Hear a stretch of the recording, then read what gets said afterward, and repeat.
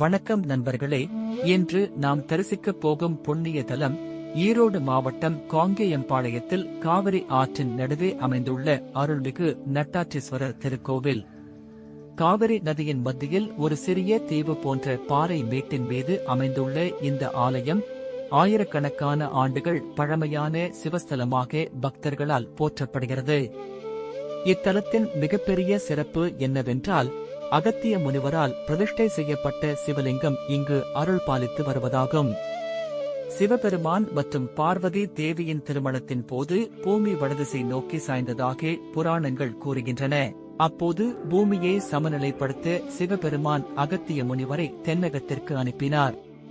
தெற்கு பயணம் மேற்கொண்ட அகத்திய முனிவர் காவிரி ஆற்றின் நடுவே உள்ள இந்த புனித இடத்தில் தவம் இருந்து நதி மணலால் சிவலிங்கம் உருவாக்கி பிரதிஷ்டை செய்து சிவபெருமானை வழிபட்டதாக ஸ்தல புராணம் கூறுகிறது.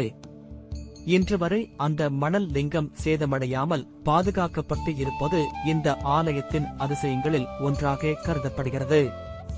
இதனால் இந்த லிங்கம் பஞ்சபூதங்களில் பூமி தத்துவத்தை குறிக்கும் பிருத்வி லிங்கமாக பக்தர்களால் வணங்கப்படுகிறது.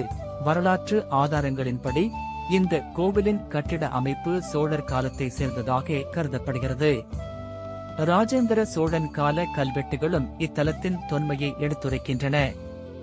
மேலும் இக்கோவிலில் முருகப்பெருமான் அரிய நடைக்கோலத்தில் காட்சியளிக்கிறார். அகத்திய முனிவரை வரவேற்கும் விதமாக அவர் நடந்து வருவது போன்ற இந்த திருக்கோலம் மிகவும் விசேஷமானதாக கருதப்படுகிறது. இயற்கை அழகும் ஆன்மீக மகிமையும் ஒன்றிணைந்த இந்த நட்டாற்றீஸ்வரர் திருக்கோவில் சிவபெருமானின் அருளை பெற விரும்பும் ஒவ்வொரு பக்தரும் தரிசிக்க வேண்டிய புண்ணிய தலமாக திகழ்கிறது. ஓம் நமசிவாய. இந்த வீடியோ உங்களுக்கு பிடித்திருந்தால் லைக் செய்யுங்கள், ஷேர் செய்யுங்கள். மேலும் இது போன்ற ஆன்மீக பயணங்களுக்கு எங்கள் சேனலை சப்ஸ்கிரைப் செய்ய மறக்காதீர்கள். நன்றி, வணக்கம்.